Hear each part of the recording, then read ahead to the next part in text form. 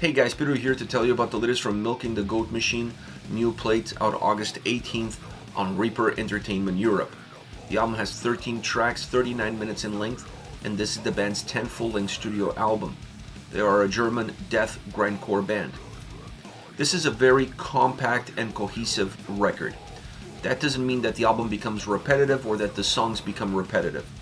The album still has enough ebbs and flows and still has enough changes, and there's nuances with intros and outros that obviously give you a lot more for you to see, a lot more for you to digest.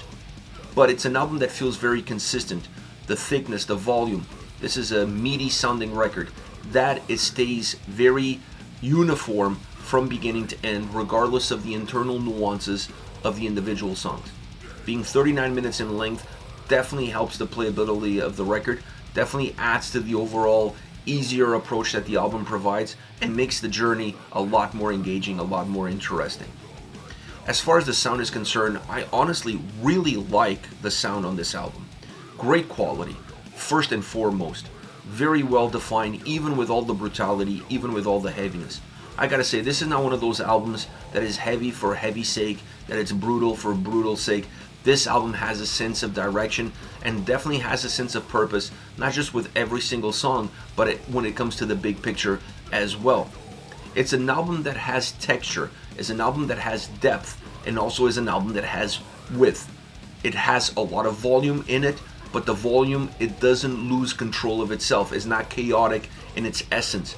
It's easy to see the impact of the guitars, it's easy to see the definition of the drums, and it's easy to see what the bass is adding to the overall big picture. So it's a great sounding album, and it's an album that doesn't lose anything from its quality of sound in terms of what it offers of aggression and brutality. Marrying these two worlds, bringing these two worlds together on a very forward platter really allows this album to stand out, and in terms of records to have a very similar output. I was incredibly surprised by how good this album came across, how warm the sound was, and how easier it was to digest. Sometimes you get records like these, very compact albums with a very uniform essence, that become a little bit too much, that you lose track of where you are because it just becomes a lot for a listener to break down and for a listener to really enjoy. It's not the case here. This album has all the right ingredients and has a lot of great elements that make the experience very engaging and very entertaining, because you feel the heaviness, you feel all the aggression, you feel all the brutality, but then you can see exactly what is dictating what and what's driving what. So the overall production on this record definitely enhances and elevates the quality of the sound and the quality of the album itself. Now, the guitars are one of the driving forces, if not the driving force, of this entire album. A lot of the influences that you're going to see on the sound being death metal, thrash metal, grindcore. This is a record that doesn't depend just on one genre or two. This is a record that brings in influences from a lot of different genres, and you always see them first and foremost in the guitar sound and what the guitars are adding to the songs and to the overall impact that those songs have on the design of the album. Great guitar sound from start to end. Definitely one of the highlights as far as the overall soundscape is concerned. The drums have great size. I think one of the reasons why this album, for once, it feels warm is because of the drum sound and how it comes across in the mix. And for two, is that it adds a lot of width. This is not just an album that has volume, it has a nice bass line that is wide, and by being wide, you're able to increase that volume, that size of the songs, without stretching them, without making them thin, or without having to add extra elements in order to create that essence. The drums are doing a lot of that heavy lifting from start to finish. The bass includes himself in that drum sound and partners up extremely well in order to create that big substance, that big atmosphere, that big aroma that this album puts forward. The guitars dictate a little bit more of the movement, and the drums and bass are dictating the size of that movement. Now, vocally, it's perhaps the most brutal aspect that the record puts forward, at least on a consistent basis from start to end. The vocals are always on point. The aggression, the movement, the emphasis that they give. The only track that stands out vocally is the cover. Careless Whisper comes across completely different, a little bit toned down. The vocals are a little bit more pristine, if you will. They're a little bit clearer and because of that, it stands out even more, not just because it's a cover, but because of the vocal approach.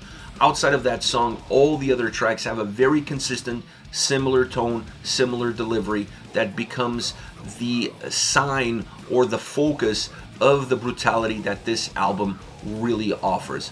It's a fun record to listen to. It's not a boring record to listen to. I think they could have done more. If you look at the intro of the opening track, if you look specifically at the intro of Twilight of the Thundergoat, I think adding a few more of those here and there, maybe another interlude here and there, it would give more movement. It would give this album a little bit more room to breathe, because that's the only thing that's really lacking here. The album has some nuances, but there's not enough room for you to breathe. The length helps soften that blow. I don't think it's enough. You really needed a few more of those interesting intros, because it gives the listener a sense of a reprieve. You're able to reset and prepare yourself for the next song. When you have that ability, the tracks immediately increase in intensity and aggression because it doesn't feel as continuous. This album is super continuous from that standpoint. As far as favorite songs are concerned, I want to start off with Boots, Bloody Boots. Brutal, what can I say? I mean, I love the title. Brutal, heavy, demolishing in the verses, and then a little bit more groovier as far as the chorus is concerned, both musically and vocally. As you can expect, the chorus takes a little bit out of Roots, Bloody Roots from Sepultura. It sounds a little bit like Roots, Bloody Roots. The way the vocals come across in terms of the lyrical content plays off of the title of one song and of the definition of the other. So it has those hookier moments. As a track that definitely has a hookier chorus. The verses are a little bit more devastating. They're a little bit more linear, a little bit more to the point, allowing the chorus to stand out and allowing the chorus to connect with the Sepultura track. It has great guitar sound. It has some Sepultura vibes, like I said, specifically in the chorus. But overall, it's for sure a heavier version of what the original was. Not that this is a cover, but taking influence from that song, this track definitely sets the bar much higher. Next we have Twilight of the Thundergoat. Great intro. I really like the intro because it plays into the theme of the song. It plays into the lyrical content of the song, and I think having that comedy value in the intro adds quality then to what the song delivers. You don't come in from a serious angle. You come in from more of a comedic angle that allows the track itself to give a lot more to the listener. And I think this is a perfect song from that standpoint. The comedic side of the band introducing the song with that style of intro, following up with the rest of the track, the two kind of go perfectly hand in hand. It's a track that has heaviness, that it feels more methodic in its movement. When you look at Boots, Bloody Boots, is a song that comes at you a lot faster. This one is heavier, feels heavier, but I think it feels heavier because it doesn't move as fast. It moves more methodically. That movement, that slower movement, adds to the brutality, it adds to the heaviness. Now there are some spikes. It's a song that still has some peaks and valleys, both musically and vocally. But even with all of those peaks and valleys, you cannot take away the overall methodic movement and the heaviness that comes along with it. Last but not least, how can I put this in my top 3? Careless Whisper, Wham cover.